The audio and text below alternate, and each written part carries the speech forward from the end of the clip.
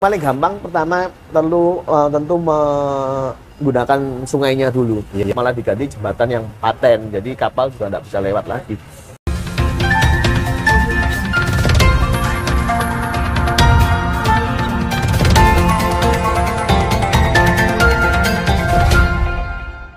Assalamualaikum warahmatullahi wabarakatuh. Salam solidaritas dari Om Willy. Ya, Monggo disapa dulu pemirsa pemilih. ya terima kasih. Selamat pagi semua yang menonton Raja Warta. Iya, Ya, Raja Warta Raja Warta Channel. di channel. Jadi ya kita hari ini bakal ngobrol-ngobrol ini Mas sama Iya. Mas Ade. Semoga dapat informasi yang berguna untuk warga Surabaya juga. Oke. Jadi saya ngobrol sama Om Willy ini. Om Willy William Wirakusuma. Wirakusuma. Beliau politisi PSI Surabaya. Sekarang beliau berada di anggota Komisi C Surabaya. Obrolan kali ini ingin membahas sebuah pendapatan daerah yang kemungkinan banyak diabaikan atau aset daerah yang banyak diabaikan oleh pemerintah kota Surabaya, di mana sebenarnya aset itu kalau digali, diperdalam akan menambah PAD Surabaya. Nah, untuk itu saya ingin mempertanyakan hal tersebut, aset-aset apa saja yang perlu digali dan layak digali oleh pemerintah Surabaya. Kali ini Om Willy biar menjelaskan kepada masyarakat, mungkin kepada Pemkot Surabaya atau Wali Kota Surabaya, siapa tahu mendengar pendapat beliau dan bisa diakomodir. Ini sebuah kebanggaan untuk Om Willy sendiri. Silakan Om Willy, aset-aset apa saja yang ada di Surabaya yang diperkirakan bisa menjadi tambahan PAD untuk Surabaya? Jadi aset di kota Surabaya banyak ya. Jadi selain tanah juga tentu bangunan. Bangunan kita punya banyak banget, Mas, peninggalan Belanda. Jadi gedung-gedung tua, terus itu bisa dibuat untuk wisata karena banyak sekali. Termasuk hotel mungkin ya? Ya, hotel, gedung-gedung tua yang pinggir sungai itu kan banyak sekali. Jadi biasanya wisatawan luar negeri itu kalau datang ke suatu tempat yang dicari sejarahnya. Jadi mereka lebih pengen lihat sejarahnya kota itu kayak apa. Jadi bangunan-bangunan tua ini benar-benar berharga. Jadi harus bisa dimanfaatkan. Berarti bangunan-bangunan yang mengandung bersejarah itu lebih layak ya, lebih laku kepada lebih laku. para wisatawan. Betul. Ya. Nanti bisa buat kafe atau buat tempat pertemuan atau buat museum. Karena itu bisa menarik wisatawan luar negeri juga domestik juga. Sekarang anak-anak muda sering sih seneng ke tempat-tempat peninggalan sejarah. Kenapa? Karena Instagramable, foto-foto itu yang penting buat anak-anak muda sekarang, anak-anak milenial sama generasi Z. Terus lainnya lagi itu dari sumber daya alam kita, yang terutama kalau Surabaya pasti sungai. Sungai ya. Ya, Kenapa memilih sungai, Mas? Apa yang diharapkan dari sungai yang di Kalimas ini? Kan hanya sekedar air, ya tempat saluran air lah istilahnya. Ya. Banyak orang kurang memperhatikan sungai, mikirnya cuma sungai ya air, kalau udah banjir ya toh. Tapi sebenarnya di situ ada potensi yang besar lagi, misalnya bisa untuk transportasi, bisa untuk wisata. Jadi potensinya masih bisa digali lagi, apalagi nanti kalau pinggir sungainya bisa diatur dengan baik, bisa bersih, bisa tempat untuk nongkrong. Berarti poinnya dari Mas Willy ini sungai ini bisa dijadikan transportasi plus wisata. Betul. Nah, kira-kira konsep yang ingin disajikan Mas Willy atau diusulkan ke pemerintah Kota Surabaya seperti apa konsepnya kalau jadikan wisata plus transportasi? Ya, sungai? paling gampang pertama tentu menggunakan sungainya dulu. Ya. Karena untuk membersihkan pinggir sungai ya harus ada pendekatan ke masyarakat lagi seperti apa dan perencanaan. Tetapi kalau sungai Surabaya saya kira zaman Belanda itu sudah didesain supaya bisa jadi transportasi, bisa jadi wisata juga. Karena kalau kita lihat salah satunya di Rolak Kayun ini sebelahnya kan ada pintu air tuh, Mas. Ya. Nah, itu sebelah pintu air itu ada apa ya istilahnya lock ya. Lock. Jadi pintu air untuk kapal untuk menyamakan ketinggian air antara yang sebelum pintu air dengan sesudah pintu air. Nah, kapal masuk situ nanti ketinggiannya diatur, jadi kapal bisa jalan lagi. Nah, itu semua sebenarnya sudah didesain sama Belanda, dan di Kalimas ini locknya tidak cuma satu ini, jadi ada beberapa. Jadi bisa dipakai. Berarti lock di Kayun ini sebenarnya tempat lewatnya perahu itu kapal, sudah ada sejak ada Belanda ya. Zaman Belanda. Tapi kenapa sama pemerintah Kota Surabaya hingga hari ini belum dimanfaatkan? Nah, itu Makanya kita usulkan ke pemerintah kota supaya dimanfaatkan peninggalan Belanda gini, daripada kita membuat baru, kan tinggal direnovasi, direhabilitasi lagi fungsinya supaya bisa jalan lagi. Kalau keinginan Mas Willy, dari mana sampai kemana? Nah, istilahnya transportasi sungai ini nantinya. Sementara ya mungkin. Ya, sementara, karena kalau mau langsung semua Kalimas kan juga susah. Jadi harus bertahap juga. Kalau seperti yang sudah saya lihat, sudah saya kunjungi, lihat di peta juga, yang paling memungkinkan pertama adalah dari Keputaran sampai Pabean. Jadi dari pasar Keputaran sampai ke pasar Pabean. Itu jalurnya sudah oke, bersih, cenderung nggak ada sampah-sampah yang parah, nggak ada enceng gondok dan lain-lain, dan itu bisa dimanfaatkan untuk kapal untuk lewat di situ. Artinya kalau ini bisa konsep ini bisa dijalankan, tentu manfaat lainnya mungkin kemacetan, Mas, ya, mengurangi kemacetan. Ya, benar, jadi kalau mau dari Keputaran ke Pabean, daripada kena macet, naik transportasi sungai saja lebih cepat dan lebih nyantai juga. Ya. Tadi kan sebelum kita ngobrol sempat ada kekurangan terkait dengan jembatan ya. Jembatan terlalu pendek dan lain-lain ya. Kira-kira perahu atau kapal seperti apa yang layak menjadi alat transportasi di Sungai Kalimas ini, Mas? Saya kira kalau menurut saya ya ini ke perahu-perahu model-model yang kecil kayak perahu nelayan.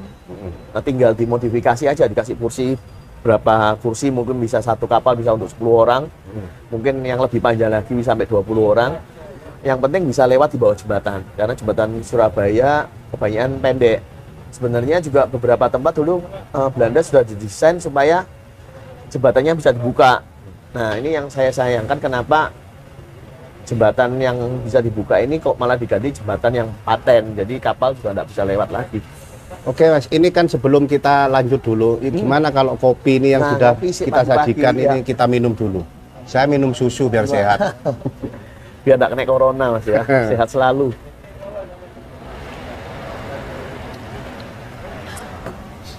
Ya tentu sehat, ini harapan kita semua. Kita doakan seluruh warga Surabaya, utamanya COVID ini segera lepas dari selesai. Oke, Mas, kita lanjut ya. Kita lanjut. Nantinya yang sepanjang saya lihat kalau dari Kayun sampai ke Pabean, pinggir jalan tepi sungai ini kan sepertinya biasa-biasa saja. Apakah perlu ada sentuhan seni agar para mampu menarik wisatawan? Nah, perlu banget itu. Tapi sementara ini sudah ada beberapa tempat yang sudah diperbaiki oleh pemerintah kota. Kayak kalau lewat sungai kita bisa lihat nanti museum pendidikan itu kan di pinggir sungai juga. Bisa lihat di situ. Terus nanti kalau sudah mendekati JMP, mendekati Jembatan Merah, itu sudah banyak gedung-gedung tua. Ya paling renovasinya paling cuma perlu dicat. Memang targetnya heritage ya. Heritage ya. Jadi wisata heritage. Jadi menurut ibarat persyaratan sudah mumpuni ya. Betul. Karena mengandalkan hal-hal sesuatu yang mengandung sejarah. Ya, yang mengandung sejarah dan sudah ada, tidak perlu bangun lagi. Jadi lebih ngirit lah anggarannya. Iya. Anggaran. Nah, bagaimana, Mas, dengan anggaran ini tadi? Ini kan membutuhkan anggaran yang besar tadi. Apakah Mas William ini akan mendukung dengan anggaran ini? Kira-kira anggaran berapa yang akan dibutuhkan untuk anggaran? Untuk anggaran tentu harus ada kajian dulu, Mas. Jadi kajiannya seperti apa, terus nanti disupport dengan anggaran. Tapi anggaran juga kita nggak harus pakai APBD juga bisa sebenarnya. Jadi pakai CSR misalnya. Jadi kalau ada perusahaan mau memberikan CSR, ya bantu kita untuk membenahi wilayah kota tua atau jalur sungai. Nanti mereka bisa dapatnya mungkin untuk iklan, untuk apa, nanti jadi saling berarti tepi sungai itu nanti dikasih semacam billboard gitu mungkin. Ya bagusnya begitu. Cuma ya kita juga minta supaya billboardnya enggak model-model yang aneh-aneh. Jadi modelnya yang harus menyesuaikan dengan wisata heritage itu. Kalau jam-jam operasional, Mas, apa harus buka 24 jam seperti yang di Cina itu? Di Cina itu kalau nggak salah 24 jam saya pernah ke sana. Nah, kalau 24 jam ini agak susah ya, karena kita harus memperbaiki beberapa pintu air juga. Karena ketinggian air dan tadi masalah jembatan tadi.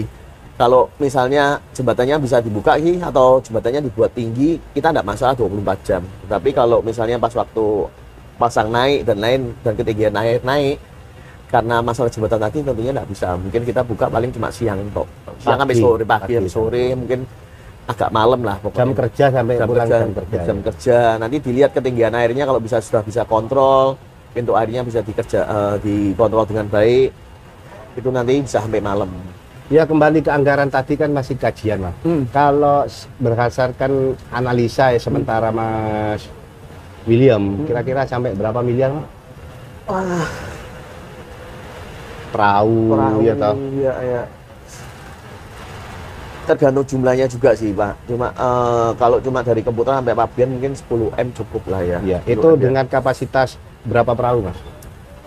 Perahu kita bisa mungkin karena kepentingan transportasi yang penting juga headway-nya. Jadi jarak antar perahunya juga perlu dihitung. Kalau kita kalau dengan jarak 8 km mungkin satu jalur perlu 10 perahu. 10 perahu. Jadi Keputaran ke Pabean 10 perahu, Pabean ke Keputarannya arah kebalinya 10. Jadi kira-kira total 20-an ya. Iya, target dari transportasi dan wisata sungai ini kan tentu PAD, Mas. Iya.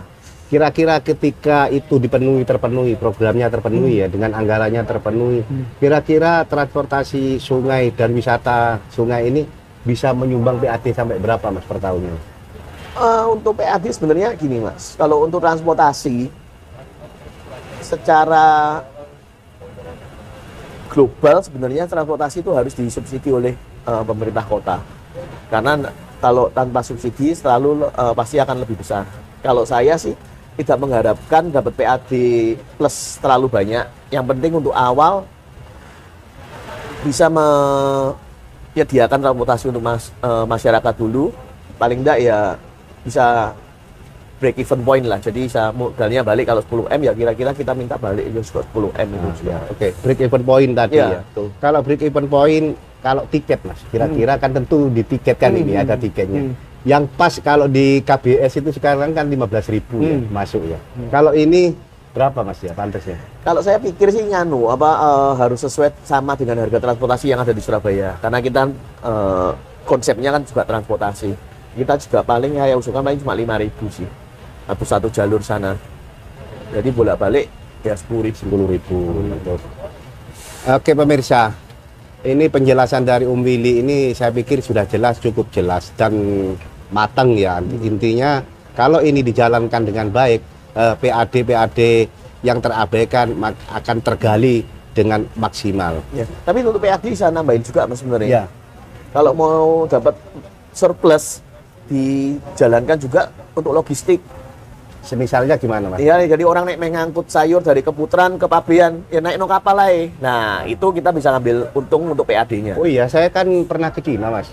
Jadi di situ memang kayak gitu, Mas. Nah, sayur, bahkan sepeda motor. Nah, itu. Ada yang naik perahu. Nah, itu untuk PAD. Jadi untuk transportasi kita subsidi atau harganya memenuhi lah untuk kebutuhan. Untuk surplusnya kita ambil dari logistiknya. Oh, gitu. Oke, Mas, ya, ini saya pikir kan sudah cukup jelas penjelasan tentang ide kreatif dari William, Willy ya, panggilannya Willy ya. Jadi tentang transportasi dan wisata sungai. Mas, ini saya ingin beda pertanyaan ya, agak menyimpang. Soalnya beberapa teman itu PSI itu kok nggak ada suaranya di depan. Gitu. Kalau berkenan Willy menjelaskan. Kan oposisi mungkin nggak bisa karena pendukung ya. Kami pendukung. Betul. Tapi kan kritik kan penting, Mas. Ya, kita model selalu kritiknya seperti apa PSI sekarang? Apa harga kok nggak teriak-teriak seperti daerah lain gitu, bikin gaduh gitu loh. Ya. Gini, kalau Surabaya ini kan politik sudah yang stabil. Jadi kita komunikasi dengan pemerintah kota tentu dengan banyak usulan-usulan ide-ide yang kita sampaikan ke pemerintah kota. Dan beberapa ide kita juga masuk ke media juga. Tapi warga masyarakat bisa lihatlah perkembangan kota Surabaya seperti apa sebelum ada PSI dan sesudah ada PSI. Jadi kita langsung real apa yang ada di lapangan, perkembangannya seperti apa. Bisa disampaikan juga, Mas, apa usulan apa saja yang sudah disampaikan bahkan diakomodir oleh. Contohnya paling gampang ya Surabaya Bus sebenarnya. Jadi Surabaya Bus kan ada ini ATM botolnya, Mas ya. Nah, itu kami sampaikan ke pemerintah kota supaya ada pakai mesin itu supaya gampang penukaran tiketnya. Dan itu realisasi di Surabaya Bus, warga sudah bisa tukar botolnya lewat ATM botol tadi, itu yang pertama. Yang kedua, kemarin kita juga minta supaya Surabaya Bus ini jadwalnya. Jadwal datangnya kapan, terus berangkatnya kapan, jadi sudah ada jadwalnya. Dan ini warga Surabaya sudah bisa lihat di aplikasi GoBus. Jadi kalau di halte-halte besar itu sudah ada jadwalnya, misalnya di Terminal Intermoda Jayabaya itu jam berapa aja, misalnya jam 2 lebih 1 sudah ada di situ. Dan saya sudah turun ke lapangan juga lihat sesuai dengan jadwalnya sudah. Itu memang ide murni PSI ya? Iya, kita sampaikan itu supaya karena orang warga banyak bingung ngenteni bus cek suwe ini. Iya, saya punya pengalaman itu. Nah, di mana itu di daerah Praban. Ya, Nah, nunggu ya. Hampir 1 jam lebih. Nah, nek wis ngerti jadwalnya kan ngerti. Oh, datangnya 1 jam lagi nih. Aku iso ngopi sih. Ya, Tunggu lagi, dulu nanti 5 menit sebelumnya baru jalan ke halte. Itu salah satu ide kita sih. Oke pemirsa, ini barusan Om Willy saya tanyakan kenapa PSI tidak bersuara lantang seperti di daerah-daerah lain ya toh, selalu bikin gaduh. Ternyata jawabannya sudah jelas bahwa kritik tidak perlu teriak-teriak. Ya, yang penting realisasinya jalan. Oke, sampai ketemu di sesi berikutnya. Assalamualaikum, salam solidaritas.